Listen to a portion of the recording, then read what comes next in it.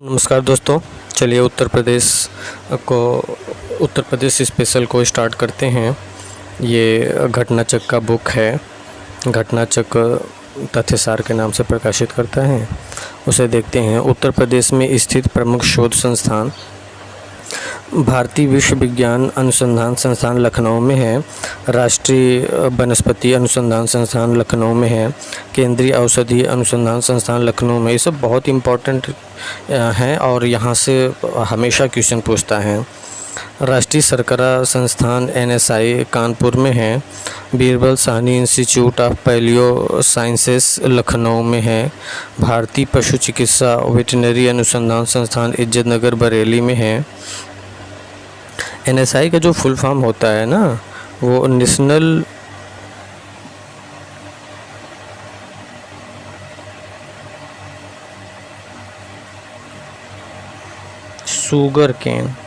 National sugar cane institute होता है।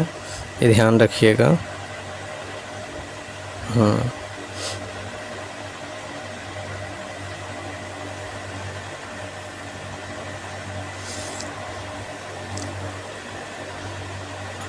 Indian institute of handloom technology Varanasi में है। राष्ट्रीय कृषि वानिकी अनुसंधान केंद्र झांसी में है। भारतीय गन्ना अनुसंधान संस्थान लखनऊ में है। भारतीय गन्ना अनुसंधान संस्थान कहाँ है? लखनऊ में। और शर्करा कानपुर में। केंद्रीय पक्षी एवियन अनुसंधान संस्थान इज्जतनगर बरेली में है। भारतीय दलहन अनुसंधान संस्थान कानपुर में है। Indian institute of vegetable research Varanasi में है। हरिश्चंद्र अनुसंधान संस्थान प्रयागराज में है। केंद्रीय उपोष्ण बागवानी संस्थान, इसका पूर्ण नाम था central mango research station, Lucknow में है। केंद्रीय उपोष्ण बागवानी संस्थान कहाँ है? लखनऊ में। इसका पूर्ण नाम था सेंट्रल मैंगो रिसर्च स्टेशन। केंद्रीय औषधि एवं सुगंध पौधा संस्थान central institute of medicinal and aromatic plants CIMAP Lucknow. न्यायिक प्रशिक्षण एवं अनुसंधान संस्थान लखनऊ है। न्यायिक प्रशिक्षण एवं अनुसंधान संस्थान लखनऊ है। अनुसंधान अभिकल्प एवं मानक संगठन research designs and standards organisation भारतीय रेल जो है ये लखनऊ में है। मतलब ये जो अनुसंधान अभिकल्प एवं मानक संगठन है ना, ये लखनऊ में है। और national bureau of fish genetic resources Lucknow में है। भारतीय चारागाह एवं चारा अनुसंधान संस्थान झांसी में है। Indian grain storage management and research institute Hapur में है। हापुड़। और राष्ट्रीय सांस्कृतिक संपदा संरक्षण अनुसंधानशाला लखनऊ में है। राष्ट्रीय सांस्कृतिक संपदा संरक्षण अनुसंधानशाला लखनऊ में। केंद्रीय बकरी अनुसंधान संस्थान CIRG मथुरा में है। National institute of cancer prevention and research Noida में है।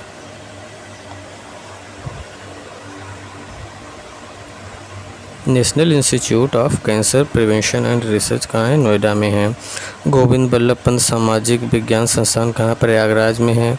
Central pulp and paper research institute Saharanpur में है। Central pulp and paper research institute Saharanpur में। भारतीय कालीन प्रौद्योगिकी संस्थान IICT भदोही में है। भारतीय कालीन प्रौद्योगिकी संस्थान IICT कहाँ? भदोही में है। राष्ट्रीय उद्यमिता एवं लघु व्यवसाय विज्ञान संस्थान NIES BUD नोएडा में है। National institute of biological NIB Noida में है। National institute of biologicals NIB Noida में है। BV गिरी नेशनल लेबर इंस्टीट्यूट नोएडा में है। BV गिरी नेशनल लेबर इंस्टीट्यूट कहाँ है? नोएडा में है। National institute of pharmaceutical education and research निर्माणाधीन रायबरेली में है। National institute of pharmaceutical education and research निर्माणाधीन जो है ये रायबरेली में है। पार्क सिटी एवं सेंटर ऑफ एक्सीलेंस प्रस्तावित और क्रियाशील जो है। डिफेंस पार्क कहाँ है? कानपुर, झांसी, आगरा, लखनऊ में है डिफेंस पार्क कानपुर, झांसी, आगरा और लखनऊ में है। एरोस्पेस पार्क कहाँ है? लखनऊ, कानपुर, आगरा, मेरठ एवं गौतम बुद्ध नगर। एयरोस्पेस पार्क लखनऊ, कानपुर, आगरा, मेरठ और गौतम बुद्ध नगर। रक्षा औद्योगिक गलियारा नोट्स कहाँ है? अलीगढ़, आगरा, झांसी, चित्रकूट, कानपुर और लखनऊ में है। रक्षा औद्योगिक गलियारा नोट्स अलीगढ़, आगरा, झांसी, चित्रकूट, कानपुर, लखनऊ। क्षेत्रीय साइंस सिटी लखनऊ में है। क्षेत्रीय साइंस सिटी कहाँ है? लखनऊ में। नॉलेज पार्क ग्रेटर नोएडा में है। डाटा सेंटर पार्क भी ग्रेटर नोएडा में है। इलेक्ट्रॉनिका सिटी गाज़ियाबाद में है। नवीन एकीकृत कानपुर औद्योगिक विकास प्राधिकरण निकिडा सिटी कानपुर व उन्नाव में है। नवीन एकीकृत कानपुर औद्योगिक विकास प्राधिकरण, जिसे निकिडा बोलते हैं शॉर्ट में, निकिडा सिटी कहाँ है? ये कानपुर और उन्नाव के बीच में है। एकीकृत कानपुर औद्योगिक विकास प्राधिकरण कानपुर उन्नाव के बीच में। और ट्रांस गंगा सिटी उन्नाव में है। Trans Ganga city. Saraswati hitech city Prayagraj में है। सरस्वती हाईटेक सिटी कहाँ है? प्रयागराज में है। Saraswati hitech city Prayagraj. Trans Delhi signature city Ghaziabad में है। ट्रांस दिल्ली सिग्नेचर सिटी कहाँ है? गाज़ियाबाद में है। Trans Delhi signature city Ghaziabad में। ट्रांस दिल्ली सिग्नेचर सिटी कहाँ? गाज़ियाबाद में है।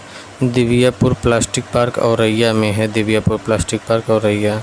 प्लास्टिक सिटी दिव्यापुर औरैया में है। प्लास्टिक सिटी कहाँ है? दिव्यापुर औरैया में है।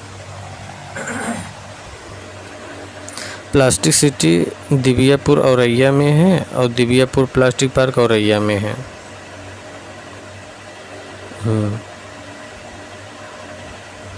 लेदर पार्क आगरा में है। लेदर पार्क आगरा में है। मेगा लेदर पार्क कानपुर में है। निर्यात संवर्धन औद्योगिक पार्क ग्रेटर नोएडा में गौतम बुद्ध नगर एवं आगरा में है। निर्यात संवर्धन औद्योगिक पार्क ग्रेटर नोएडा, गौतम बुद्ध नगर एवं आगरा में है। मेगा एकीकृत वस्त्र एवं परिधान पार्क पीएम मित्र योजना के तहत लखनऊ व हरदोई के सम्मिलित क्षेत्र में है। मेगा एकीकृत वस्त्र एवं परिधान पार्क पीएम मित्र योजना के तहत लखनऊ एवं हरदोई के सम्मिलित क्षेत्र में है। जो मेगा एकीकृत वस्त्र परिधान पार्क है ना, जिसे पीएम मित्र योजना के तहत लॉन्च किया गया है, लखनऊ और हरदोई के सम्मिलित क्षेत्र में है। मेगा एकीकृत वस्त्र एवं परिधान पार्क। टेक्सटाइल एवं हौजरी पार्क कानपुर में है और साइंस पार्क संडीला में है। हरदोई एवं लखनऊ।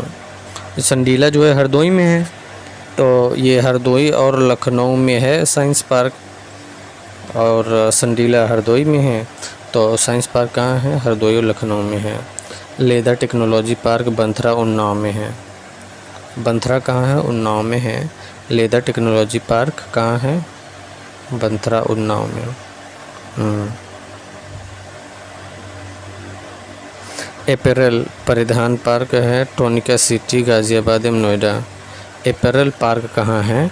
एपैरल पार्क है ट्रोनिका सिटी गाज़ियाबाद और नोएडा में है। Apparel park. एपैरल पार्क कहाँ है? ट्रोनिका सिटी गाज़ियाबाद एवं नोएडा में। ये ट्रोनिका सिटी जो है गाज़ियाबाद में है और ये एपैरल पार्क है गाज़ियाबाद और नोएडा में। ये परिधान के लिए प्रसिद्ध है एपैरल पार्क, तो गाज़ियाबाद और नोएडा में है apparel park. Mega food park. Mega food park Baheri, Bareilly, Bedauli, Mirzapur एवं भदावल, मथुरा में है।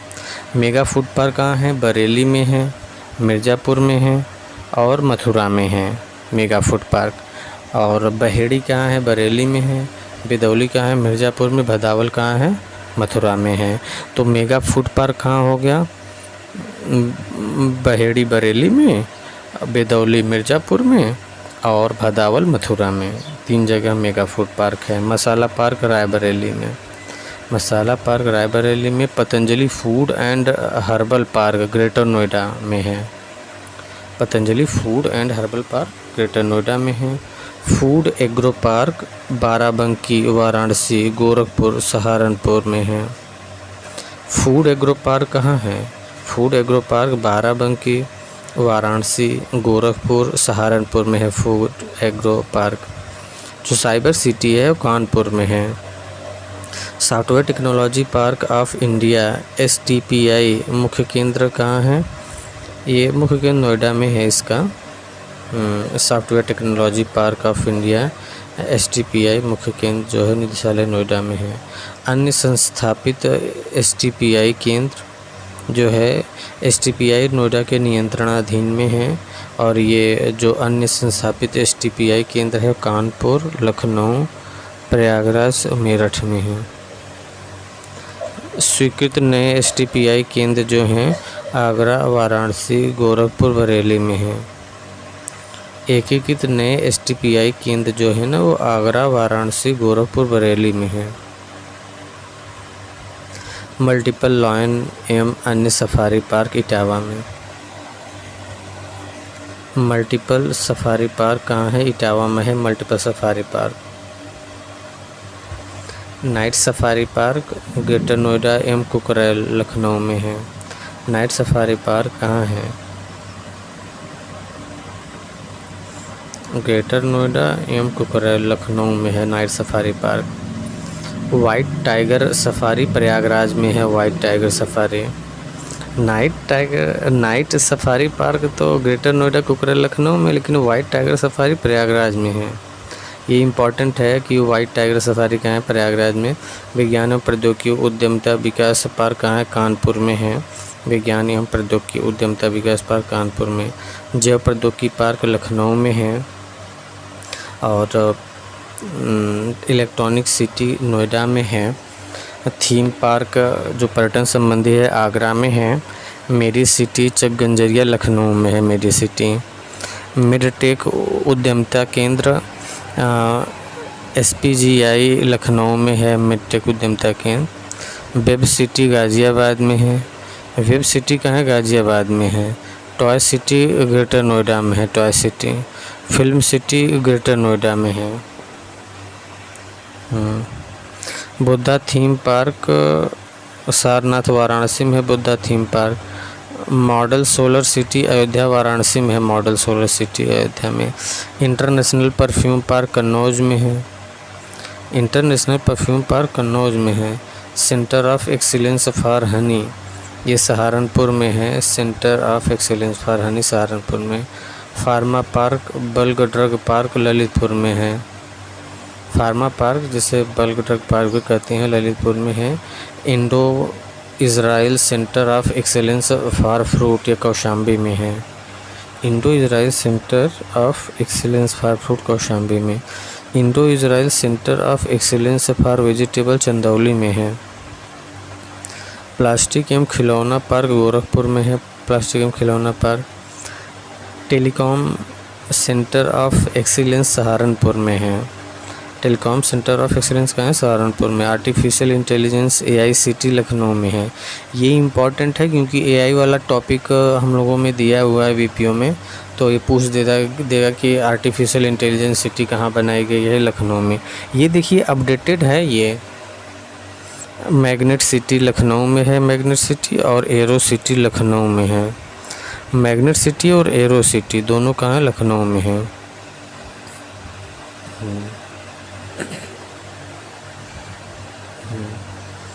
उत्तर प्रदेश था भारत के तुलनात्मक संकेतक जो हैं जनगणना 2011, जनगणना वृद्धि वर्ष 2001 से 11 में उत्तर प्रदेश की जो जनसंख्या 20.23% है, जबकि भारत का 17.7% है। सॉरी, ये जो है ना वृद्धि जो हुआ है वो कह रहा है कि 2001 से 11 के बीच जो जनसंख्या वृद्धि हुई है वो तो 2001 से 11 में जो जनसंख्या की वृद्धि हुई उत्तर प्रदेश में ना, तो 20.23% की वृद्धि हुई और भारत में 17.7% की। जो जनघनत्व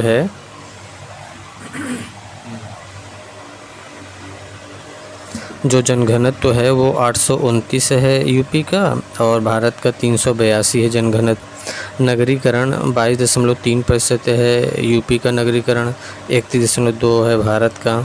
लिंगानुपात 912 है यूपी का, और भारत का 943 है भारत का। साक्षरता दर यूपी भारत का तो कुल व्यक्ति जो साक्षर हैं यूपी में ना 67.7% हैं और भारत में 73% लोग साक्षर हैं। पुरुष साक्षर हैं यूपी में 77.3% और स्त्री साक्षर हैं 57.2%।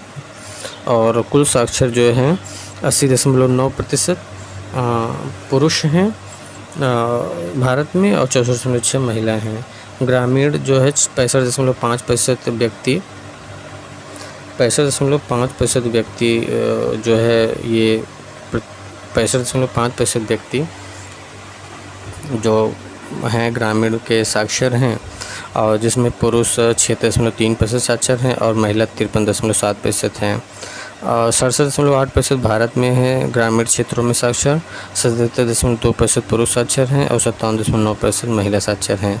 नगरीय क्षेत्र में जो व्यक्ति हैं साक्षर 75.1% हैं, पुरुष साक्षर हैं नगरीय क्षेत्र में 80.4% तो महिलाएं हैं 69.2%। नगरीय क्षेत्र में भारत के जो पुरुष व्यक्ति हैं साक्षर हैं भारत में जो साक्षर हैं 84.1% हैं व्यक्ति साक्षर और पुरुष जो साक्षर हैं भारत में 88.8% और स्त्री साक्षर हैं 79.1%।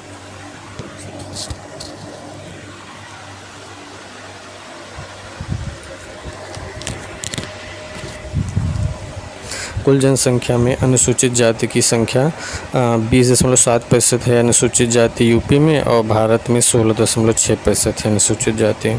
कुल जनसंख्या में अनुसूचित जनजाति की जनसंख्या 0.6% है एसटी और 8.61% हैं भारत में। जेंडर जो है ना उत्तर प्रदेश के जेंडर 2020 के अकॉर्डिंग 25.1 प्रति हज़ार पर हैं यूपी का जन्म दर और भारत का 19.5 प्रति हज़ार पर। ग्रामीण क्षेत्र में जो है जनसंख्या वृद्धि दर जन्म दर जो है वो 26.1 है प्रति हज़ार पर और भारत में 21.1 है। नगरीय क्षेत्रों में जन्म दर जो है यूपी में 22.1 है और भारत में 16.1। मृत्यु दर जो उत्तर प्रदेश में प्रति हज़ार पे है, कुल मृत्यु दर जो है वो 6.5 है और भारत में जो मृत्यु दर है वो 6 है प्रति हज़ार पे। ग्रामीण में जो मृत्यु दर है वो 6.8 है और भारत में 6.4 है। नगरीय क्षेत्र में जो मृत्यु दर है 5.4 है और भारत में 5.1 है। शिशु मृत्यु दर प्रति हज़ार जीवित जन्म पर उत्तर प्रदेश में 38 है, ये 2020 के अकॉर्डिंग। कुल जो है प्रति हज़ार जीवित जन्म पर जो शिशु हैं उनकी मृत्यु दर 38 है और भारत में 28 है।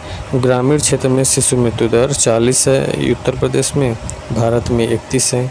नगरीय क्षेत्र में जो शिशु मृत्यु दर है यूपी में 28 है और भारत में 19 है। ये इम्पोर्टेंट संस्थान है, जो महत्वपूर्ण संस्थान है वो देख लेते हैं।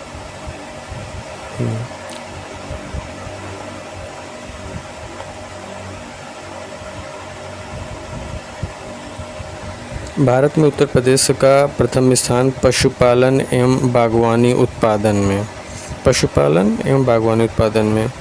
तो भारत में उत्तर प्रदेश का प्रथम स्थान पशुपालन एवं बागवानी उत्पादन में। देखिए कुल पशुधन के मामले में यूपी पहले स्थान पे है, ठीक है। 2021-22 का डाटा है।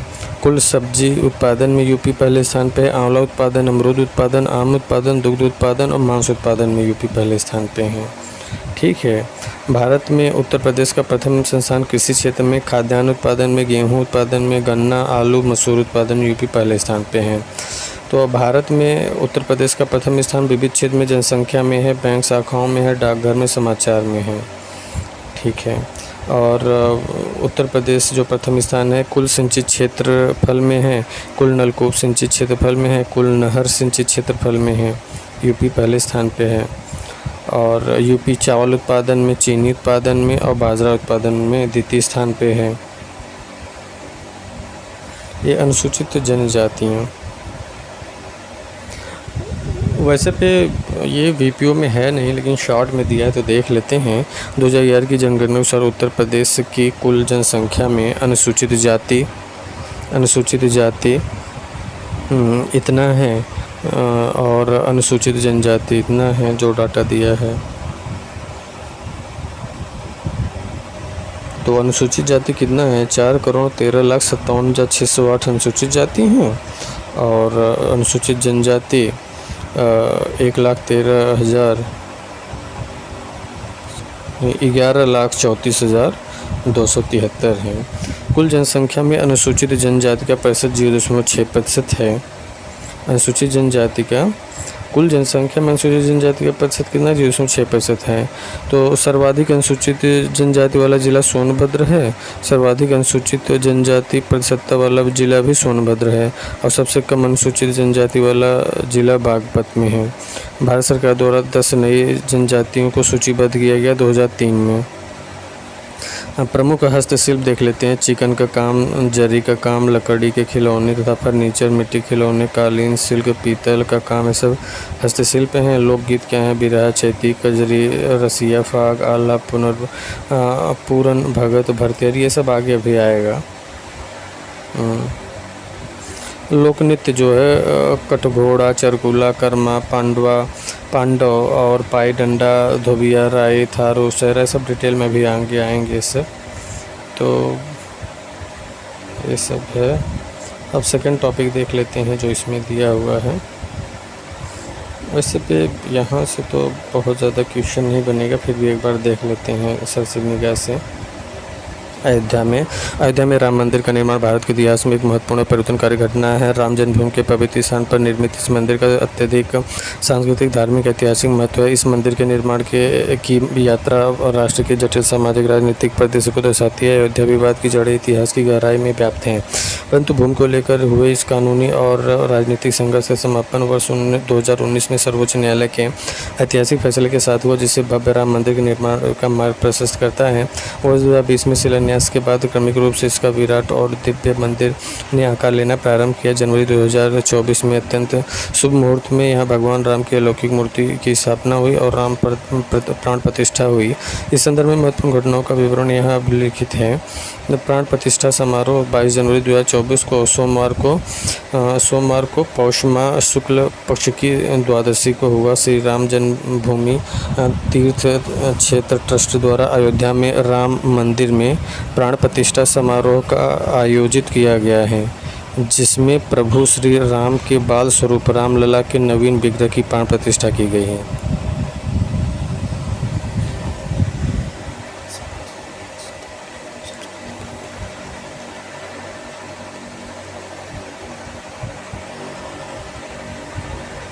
भारत के प्रधानमंत्री नरेंद्र मोदी द्वारा रामलला की प्राण प्रतिष्ठा मेष, लगन, वृश्चिक, नावांश में अभिजीत मुहूर्त में की गई। 84 सेकंड का यह अति शुभ मुहूर्त मृगशिरा नक्षत्र, इंद्र योग, अमृत सिद्धि योग और सर्वार्थ सिद्धि योग आदि के साथ संलग्न था। ज्ञातव्य है कि प्राण प्रतिष्ठा हेतु अति शुभ मुहूर्त काशी के सांगवेद विद्यालय के प्राचार्य पंडित गणेश्वर शास्त्री द्रविड़ द्वारा निकाला गया था। अयोध्या में प्राण प्रतिष्ठा समारोह के दौरान गर्भगृह में प्रमुख पुरोहितों के अतिरिक्त राष्ट्रीय स्वयंसेवक संघ प्रमुख मोहन भागवत, प्रधानमंत्री नरेंद्र मोदी, उत्तर प्रदेश के मुख्यमंत्री योगी आदित्यनाथ, राज्यपाल आनंदीबेन पटेल भी शामिल थीं। इस अवसर पर देश भर के विभिन्न क्षेत्रों में अपना महत्वपूर्ण योगदान देने वाले गणमान्य व्यक्तियों, संतों, धर्माचार्यों एवं जनजाति समूहों के प्रतिनिधियों को भी अयोध्या में निमंत्रित किया गया। जटायु प्रतिमा का अनावरण किया गया। इसमें प्रधानमंत्री ने अयोध्या राम मंदिर परिसर में जटायु की एक प्रतिमा का अनावरण किया।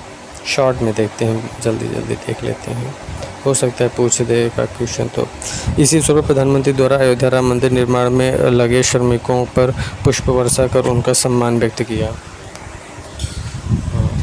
ये करंट अफेयर्स से रिलेटेड क्वेश्चन यहाँ से बनेंगे, ध्यान दीजिएगा, इग्नोर मत करिएगा। मंगल ध्वनि देश भर के 50 पारंपरिक संगीत वाद्य यंत्र प्राण प्रतिष्ठा समारोह में भक्तिपूर्ण मंगल ध्वनि का हिस्सा थे, जो अभिषेक के दौरान गुंजायमान रहे। अयोध्या के प्रसिद्ध कवि यतीन्द्र मिश्रा द्वारा संचालित इस भव्य मंगल ध्वनि की प्रस्तुति को संगीत नाटक अकादमी नई दिल्ली के सहयोग से आयोजित किया गया। मंगल ध्वनि में प्रयुक्त प्रमुख वाद्य यंत्र और उनसे संबंधित राज्य पखावज, बांसुरी और ढोलक उत्तर प्रदेश से आया था, बीड़ा आया था कर्नाटक से, सुंदरी महाराष्ट्र से आया था और अलगोजा पंजाब से आया था और मर्दाला उड़ीसा से आया था, संतूर मध्य प्रदेश से आया था, पुंग मणिपुर से आया था, नगाड़ा और काली असम से आया था, तंबूरा छत्तीसगढ़ से आया था, शहनाई दिल्ली से आया था, रावण हत्था राजस्थान से, श्रीखोल और सरोद पश्चिम बंगाल से, घट्टम आंध्र प्रदेश से, सितार झारखंड से, संतर गुजरात से, पखावज बिहार से, हुडका उत्तराखंड से, नादस्वरम मृदंगम और तविल तमिलनाडु से आया था। अयोध्या राम मंदिर के विषय में, अयोध्या में नागर शैली में बृहद और भव्य 3 मंजिला श्री राम मंदिर निर्माणाधीन है, जिसके भूतल का निर्माण पूर्ण होने की घोषणा जून 2023 में ही कर दी गई थी। मुख्य मंदिर जो है 2.77 एकड़ क्षेत्र में बनाया गया है, जबकि कुल मंदिर परिसर 70 एकड़ क्षेत्र में विस्तृत है। बाप रे।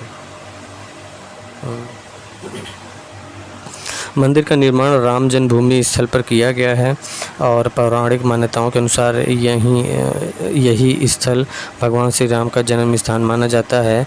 9 नवंबर 2019 को आए सर्वोच्च न्यायालय के फैसले के बाद मंदिर की आधारशिला 5 अगस्त 2020 को प्रधानमंत्री नरेंद्र मोदी द्वारा रखी गई। अच्छा, वास्तु अयोध्या राम मंदिर की प्रमुख विशेषताएं इसे पढ़ लेते हैं। ये कल्चर वाला जो टॉपिक है ना वो कवर करेगा, इसे इग्नोर मत करिएगा।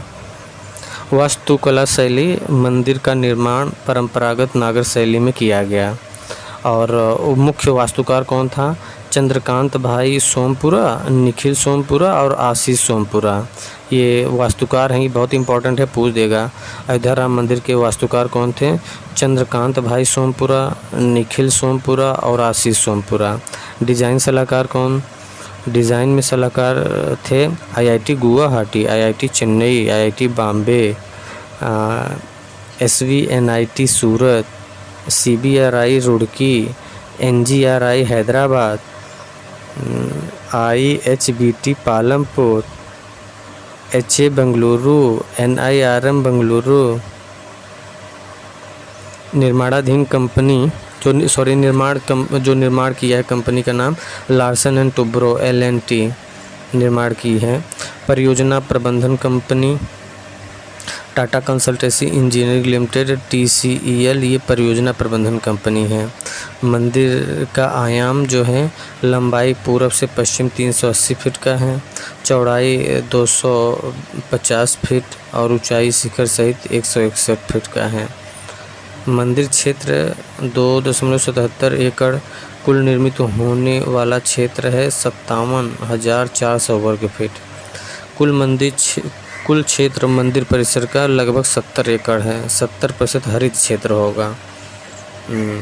वास्तुगत विशेषताएं, 3 मंजिला मुख्य मंदिर होगा, 3 मंजिला मुख्य मंदिर, प्रत्येक मंजिल 20 फीट ऊंची, परिसर में कुल 392 स्तंभ, 44 काष्ठ, दरवाजे और प्रवेश द्वार,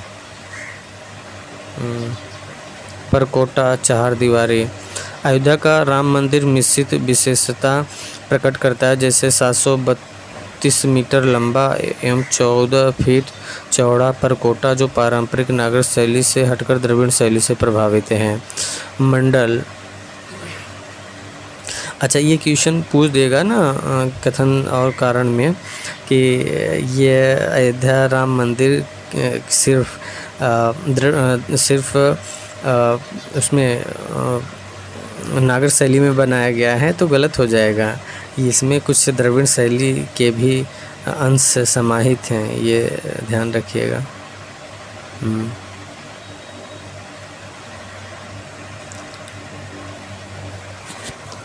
मंडप, 5 मंडप यथा नृत्य मंडप, रंग मंडप, सभा मंडप, प्रार्थना मंडप व कीर्तन मंडप बनाए गए हैं। 5 मंडप। मुख्य आकर्षण क्या है? परिसर के चारों कोनों पर 4 मंदिर का निर्माण किया गया है, जो सूर्य देव, देवी भागवती, भगवान गणेश, शिव को समर्पित हैं। मंदिर की उत्तरी भुजा पर मां अन्नपूर्णा का मंदिर है और दक्षिणी भुजा पर हनुमान जी का मंदिर निर्मित किया गया है। मंदिर निर्माण में प्रयुक्त प्रमुख सामग्री।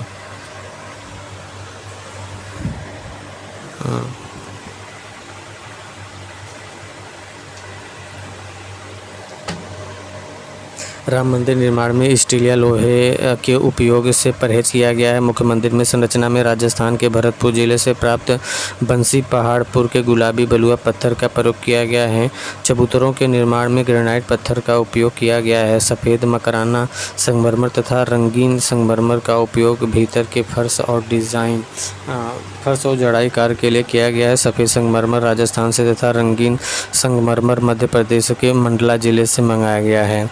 महाराष्ट्र बलारसा और अल्लापल्ली वन क्षेत्र से आई सागौन की लकड़ी का उपयोग मंदिर के 44 काष्ठ दरवाज़ों को बनाने में किया गया है। इनमें से 14 दरवाज़ों पर सोने की परत चढ़ाई का काम किया गया है। भूकंप रोधी संरचना वाले इस मंदिर का मुख्य भाग राजस्थान के मकराना संगमरमर की श्वेत शोभा से सुसज्जित है। इस मंदिर में देवताओं की उत्कृष्ट नक्काशी कर्नाटक के चरमोथी बलुआ पत्थर से की गई है, जबकि प्रवेश द्वार भव्य आकृतियों के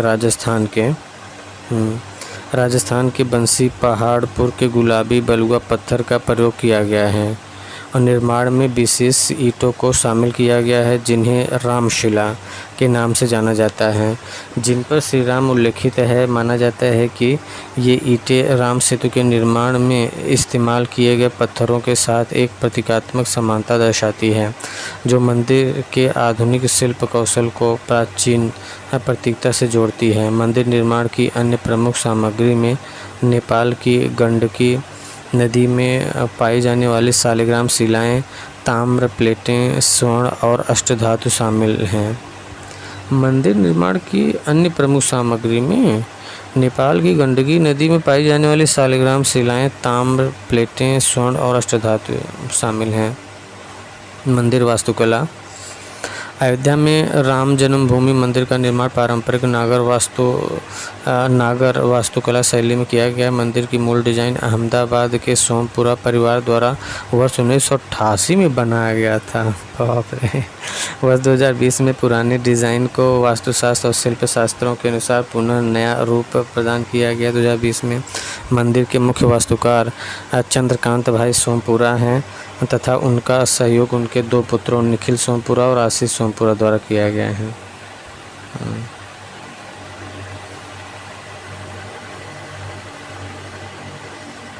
ये सब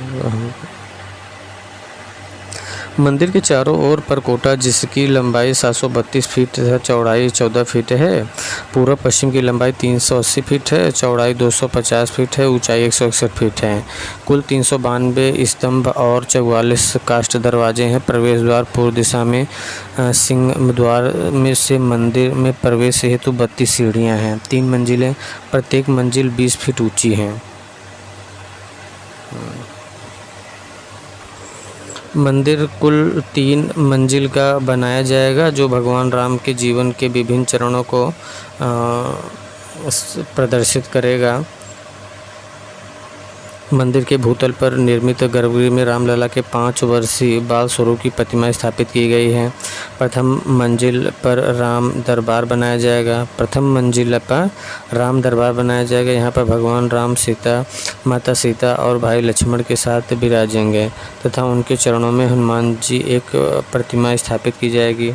मंदिर में 5 मंडप हैं। नृत्य मंडप, रंग मंडप, सभा मंडप, प्रार्थना मंडप तथा कीर्तन मंडप शामिल हैं। मंदिर एक आयताकार परिसर की दीवार से घिरा हुआ है, जिसे परकोटा कहा जाता है, जिसकी लंबाई 732 मीटर तथा चौड़ाई 14 फीट है। राम मंदिर परिसर का निर्माण पंचायतन शैली के मंदिरों की भांति किया गया है। परिसर के चारों कोनों में सूर्य देव, भगवती देवी, भगवान गणेश और भगवान शिव को समर्पित अलग अलग मंदिरों का निर्माण किया गया है। मंदिर के निकट ही ऐतिहासिक सीता कूप अवस्थित है। मंदिर परिसर में ही दक्षिण पश्चिमी हिस्से में कुबेर टीला स्थित है, जहां पर प्रधानमंत्री द्वारा जटायु प्रतिमा का अनावरण किया गया है। ये सब देख लीजिए, ध्वजा है, ऊपर कलश है और ये शिखर है, प्रदक्षिणा पथ है और मंडप है। मंडप जो है ये तीनों मंडप है, अंदर गर्भगृह है और जगती है।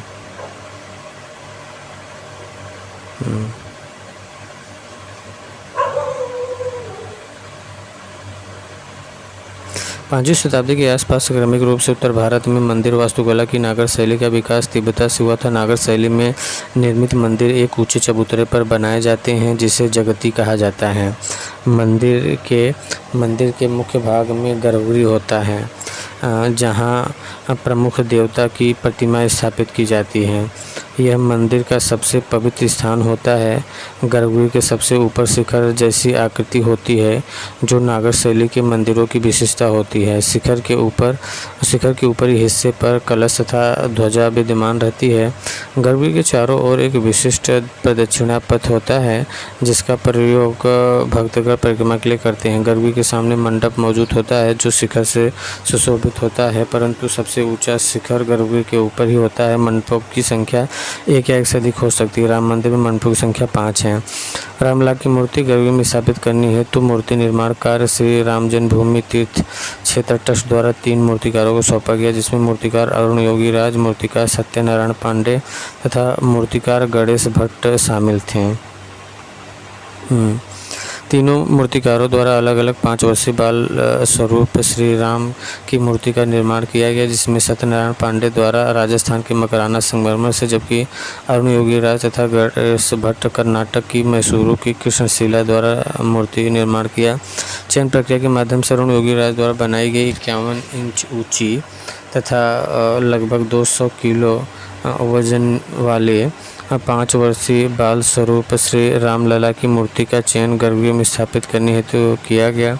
इस श्यामल मूर्ति का दाहिने हाथ आशीर्वाद देते हुए दर्शाया गया है, जिसे तीर पकड़ते हेतु डिजाइन किया गया है, जबकि बाएं हाथ में धनुष धारण किए हुए दर्शाया गया है। रामलला की मूर्ति दोनों तरफ भगवान विष्णु के अवतार उकेरे गए हैं। विष्णु के 10 अवतारों मत्स्य, कूर्म, वराह, नृसिंह, वामन, परशुराम, राम, कृष्ण, बुद्ध और कल की मूवी भी आने वाली है जून में, ध्यान दीजिएगा, देख लीजिएगा सभी लोग।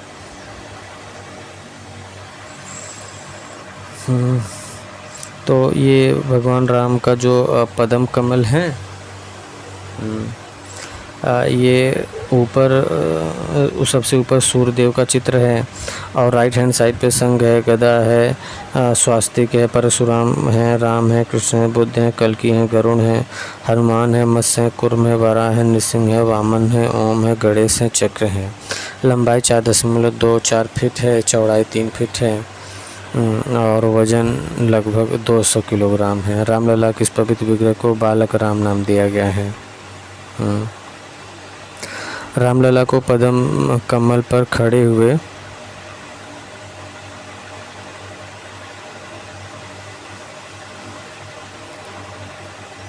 ये सब ज़्यादा हो रहा है।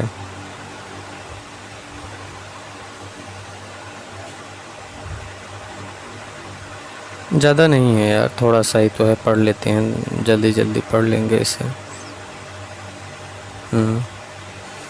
रामलला को पद्म कमल पर खड़े हुए दर्शाया गया। उनके दाहिने चरण के पास भगवान हनुमान, बाएं चरण के पास भगवान विष्णु के वाहन गरुण को दर्शाया गया है। रामलला के सिर आसपास ओम, स्वास्तिक, चक्र, शंख तथा गदा उत्कीर्ण है। रामलला के ठीक ऊपर भगवान सूर्यदेव की आकृति उत्कीर्ण है। पौराणिक मान्यताओं के अनुसार प्रभु राम का संबंध सूर्यवंश से है।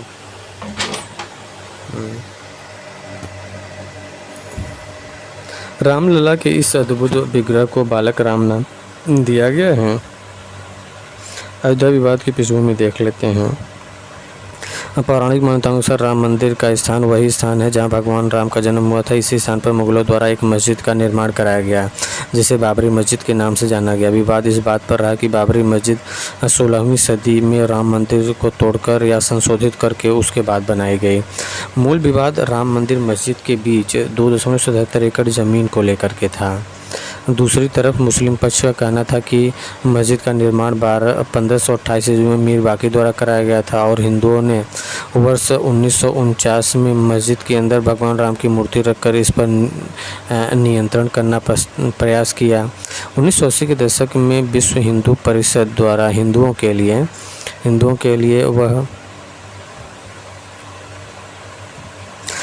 लिए वह स्थान पुनः प्राप्त करने तथा उस स्थान पर रामलला को समर्पित एक मंदिर बनाने के लिए आंदोलन चलाया गया। 6 दिसंबर 1992 को हिंदू कार सेवकों की एक भीड़ ने अयोध्या शहर में 16वीं सदी की विवादित ढांचों को ध्वस्त कर दिया। पीवी नरसिम्हा राव के नेतृत्व वाली केंद्र सरकार द्वारा इस घटना की जाँच के लिए लिब्राहम आयोग का गठन किया गया। ये पूछ देगा लिब्राहम आयोग किससे संबंधित है, तो अयोध्या भूमि संबंधी से। 16 दिसंबर 1992 को न्यायमूर्ति मनमोहन सिंह लिब्राहन की अध्यक्षता में गठन हुआ। आयोग को 3 माह में रिपोर्ट सौंपनी थी, परंतु 48 बार अवधि विस्तार किया गया, जिस कारण यह स्वतंत्र भारत के इतिहास का सबसे लंबा जांच आयोग बन गया। वर्ष 2010 में इलाहाबाद उच्च न्यायालय ने विवादित भूमि से संबंधित मुकदमों पर अपना फैसला सुनाया। वर्ष 2010 में इलाहाबाद उच्च न्यायालय की लखनऊ बेंच ने फैसला सुनाया कि विवादित भूमि को 3 बराबर हिस्सों में उत्तर प्रदेश सुन्नी सेंट्रल वक्फ बोर्ड, निर्मोही अखाड़ा तथा हिंदू महासभा के बीच विभाजित किया जाना चाहिए। वर्ष 2011 में यथास्थिति बनाए रखने का आदेश देते हुए सर्वोच्च न्यायालय द्वारा इस फैसले पर रोक लगा दी गई। 9 नवंबर 2019 को अंतिम फैसला सुनाया गया। सर्वोच्च न्यायालय ने राम मंदिर बनाने के लिए विवादित भूमि को एक ट्रस्ट को सौंपने का आदेश दिया। साथ ही न्यायालय द्वारा सरकार को मस्जिद बनाने के उद्देश्य से उत्तर प्रदेश सुन्नी सेंट्रल वक्फ बोर्ड को अयोध्या में ही 2 हेक्टेयर 5 एकड़ भूमि आवंटित करने का आदेश दिया गया। तब है कि यह भूमि अयोध्या के धन्नीपुर ग्राम में आवंटित की गई है। 5 फरवरी 2020 को सरकार द्वारा श्री राम जन्मभूमि तीर्थ क्षेत्र ट्रस्ट के गठन की घोषणा की गई। राम मंदिर का निर्माण इसी ट्रस्ट की देख रेख में किया जा रहा है। श्री राम जन्मभूमि तीर्थ क्षेत्र ट्रस्ट, इसमें 15 सदस्य हैं। महंत नित्य गोपाल दास ट्रस्ट के अध्यक्ष हैं और चंपत राय इस ट्रस्ट के महासचिव तथा नृपेंद्र मिश्र निर्माण समिति के अध्यक्ष हैं। गोविंद गिरी जी महाराज कोषाध्यक्ष तथा वरिष्ठ अधिवक्ता पराशरन ट्रस्ट के प्रमुख मुख्य वक्ता हैं। राम जन्मभूमि बाबरी मस्जिद विवाद न्यायिक कालक्रम 1853 में बाबरी मस्जिद स्थल पर पहली बार धार्मिक हिंसा भड़की। निर्मोही अखाड़ा द्वारा अवध के नवाब मस्जिद अली शाह के समक्ष मंदिर बनवाया। अरे ये सब छोड़ते हैं, ये सब जो है ना, अब इसमें कोई बहुत ज़्यादा इम्पोर्टेंट नहीं है। देख लीजिए, जैसे पढ़ना हो देख लीजिए।